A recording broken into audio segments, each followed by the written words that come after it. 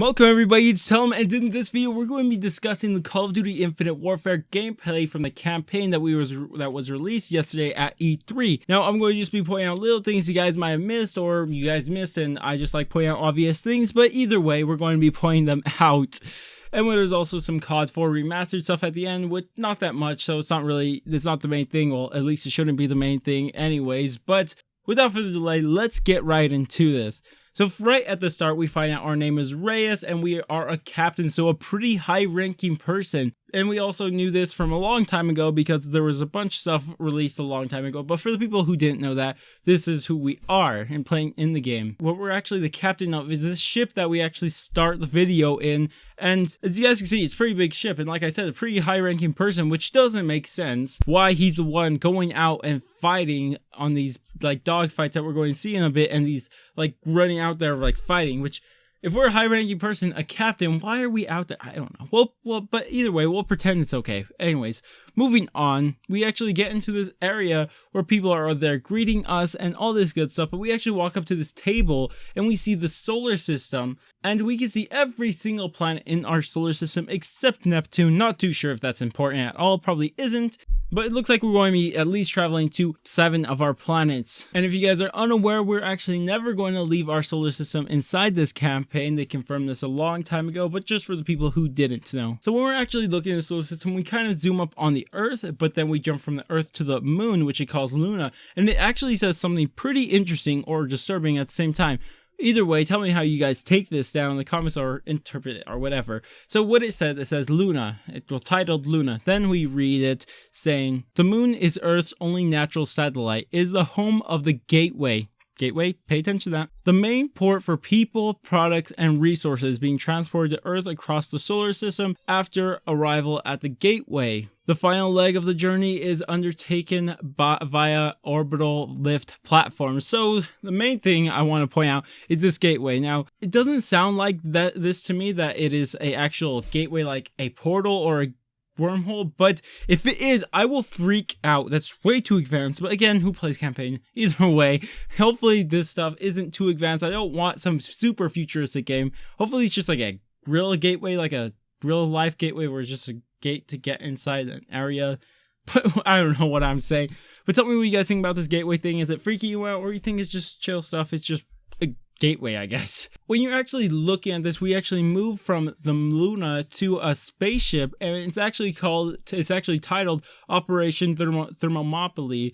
Hopefully that's how you say it correctly, but when you actually select it, it asks you if you want to deploy the mission, giving you a yes or no option. And this actually made me question if this area right here we're in is similar to the safe room from Black Ops 3, where you just go over here and you would go to the next mission from your safe house. Now, I'm kind of hoping that's not the case, but what would be really cool is if you can actually choose which missions you're going to go to, like a kind of like a Destiny style.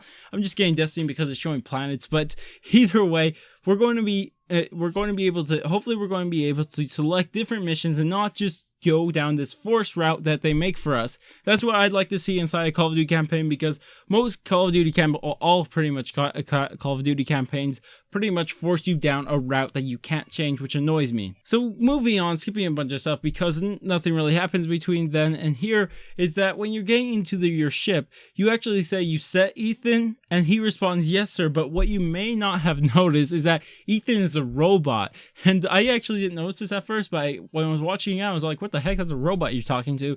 So I'm not too sure if that's an artificial intelligence or what it is exactly, but go ahead and tell me what you guys think. Do you think he's an artificial intelligence or what? Because he's actually talking to you, so he sounds like an artificial intelligence to me. But either way, let's again move on. So when we launch, we actually see ourselves doing some dogfights, which is fine. It's all fine because it's pretty much just a level when you're flying in a jet or something like that, which we've had in every single Call of Duty before pretty much. And you're just fighting, except it's outer space, but it seems like the same gameplay. Anyways, moving on, we actually see us actually get down from the ship, and we can actually see some normal style, well, not really normal, but it's closer to normal style for Call of Duty fighting. We actually see 2 different guns that we use inside this gameplay, and we don't get names to either of them, which is weird, but on top of that, we get our weird style of gunfighting when we're outer space, I guess, and we're actually grappling from area to area and changing our gravity, which makes sense. It'd probably be the only way to fight outer space. But what I'm concerned about is that this may leak into multiplayer, which I would hate if we had any of this stuff return or entering multiplayer. And then we actually breach the ship and we get some non-zero gravity gameplay. And when we actually get there, we actually see a advanced warfare style riot shield. If you guys remember that, it just like kind of popped out of your arm. Not too sure how it worked in the first place, but that's what it's going to be looking like. And then we actually throw this grenade it doesn't look like a grenade, it's probably a tactical, and it's made this zero gravity around these people and kills him. It looks really cool. Actually, it looks like the Ragnarok DG4 from Dreisedrak. If you guys have seen that before, it looks really similar to it. But either way, you go and kill them, but the thing I'm concerned about is if this enters multiplayer, imagine how annoying that would be in multiplayer. You're just running around, and then they throw this grenade at you and you're stuck in the middle of the air and everyone shoots at you. Imagine how annoying that'd be. Hopefully it doesn't enter multiplayer, or it's at least very, very nerfed. Next, we actually see when we're getting down from this, we actually see our characters do a power slide. So some stuff we're actually relatable to. And as you guys will see on screen, you can actually see your boost meter. It actually says boost under it, which seems unnecessary.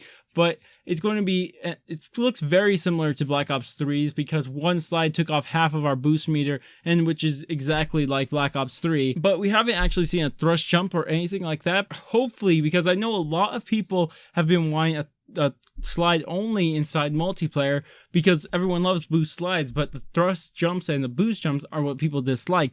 I would actually like to see that. That'd be really cool because I like moving around fast, but I do honestly like the thrust jump, but I just don't think we should have it for that much longer. And then we actually see ourselves use the lean ability, which was introduced to Call of Duty inside Call of Duty Ghosts, and we thought was going to die inside Call of Duty Ghosts. It's just when you go up to a cover area and you can just stand up to get next to it, and only your head will pop out when you lean, as you guys will be able to see on screen when he uses it. Tell me what you guys think about lean returning and the boost returning. Go ahead and tell me down in the comments what you guys think about those.